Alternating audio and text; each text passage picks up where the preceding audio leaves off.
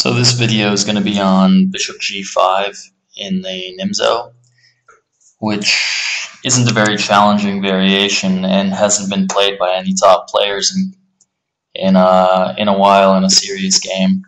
So anyways, I recently realized that it's actually quite possible to just play it like a ragazine with d5, e3, h6. And if bishop h4 just transposes into a regular line. I won't dwell on it too much because it's a different opening. But anyways, queen c2, c5, take, c4, bishop f5, and knight b6 is one of the main lines of the ragazine. So anyways, I'll go back. And bishop takes f6, queen takes f6. Knight f3, castle, and bishop e2 was recently played by Kramnik against Yakovenko, which ended in a short draw. And if queen b3, there are two different moves here. There's c5 and there's bishop takes c3. I think that both of them should equalize. For example, I only have one variation against bishop takes c3, queen takes c6, knight d7, and then you just play b6 and bishop b7.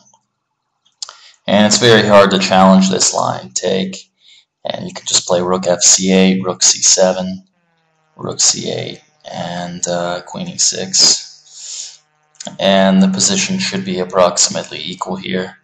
Black will just slowly prepare to play c5 under ideal circumstances.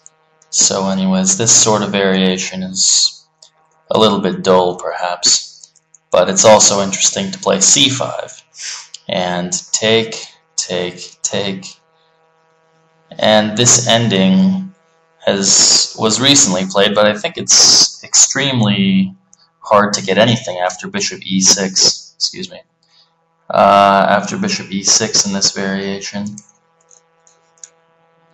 here. And there are a couple moves that have been played here. There's rook b1, there's knight e5, there's knight d4. If knight d4, you just play rook c8, rook b1, knight d7. You take the c5 pawn, and the next move you can play, you can basically play knight e4 and just win this pawn. So that's completely equal. And knight e5 is another move, the same thing. Take, and knight c6, and it should be impossible to defend that pawn on c3. If you play rook c7, you can just play rook c8, take, and rook b6, and rook b2 check can't be stopped, because if you try to play something like king c1, king c1, then bishop f5. It's coming, and rook b1 check. So anyways, black is equal, if not better, in all of those lines. If rook b1, knight d7, take, and knight takes c5.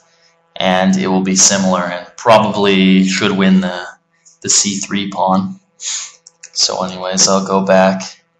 That's just one way that you can play the position. You can play it like a ragazine if you want to, which is probably one of the ways that I would play it, but you can also just play it with h6 and bishop h4, and throwing in h6 is useful 95% of the time.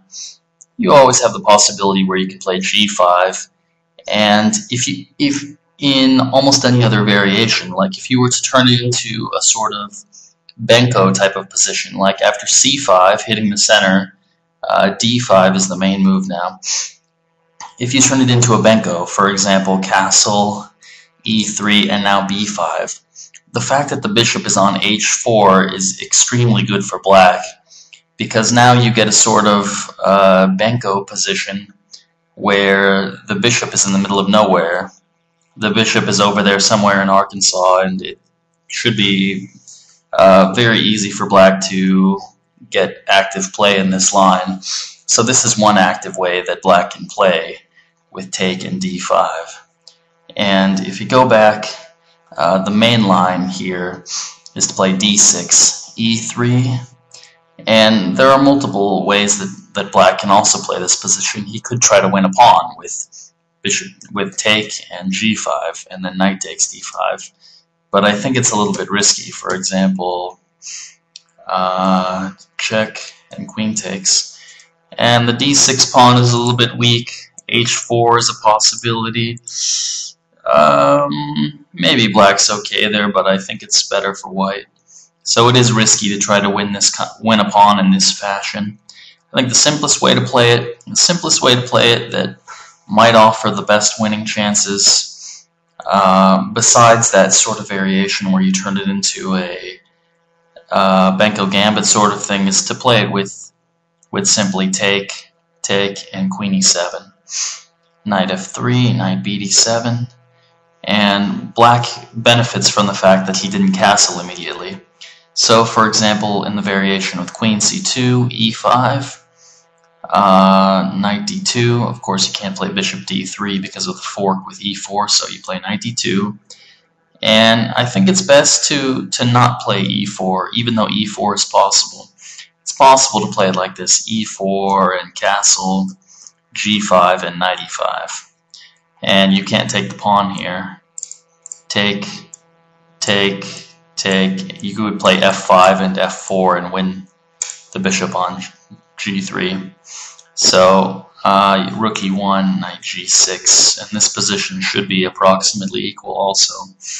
But it is slightly risky strategically if white's able to ever play f3 and break through somehow, even though he might not ever be able to. The way I like to play it is to play g5, knight f8, and basically the way I play this position is similar to the way I'm playing everything else in this line. Playing knight g6, king d8, king c7, the Karpov plan, bishop d7, rook af8, king b8, rook g8, and you get very, very strong play with the pieces on the king side. You can play knight h5, you can play f5. There's a lot of play on the king side for those pieces. So let me go back. If you play bishop d3, here e5, knight d2, g5, and now a similar thing with knight f8. If f3 has one line, you can play king d8, bishop f2, for example, and then king c7. And then you can continue with basically the same plan. And it's extremely hard to actually try to exploit exploit black's slow play, because white doesn't have any simple pawn breaks.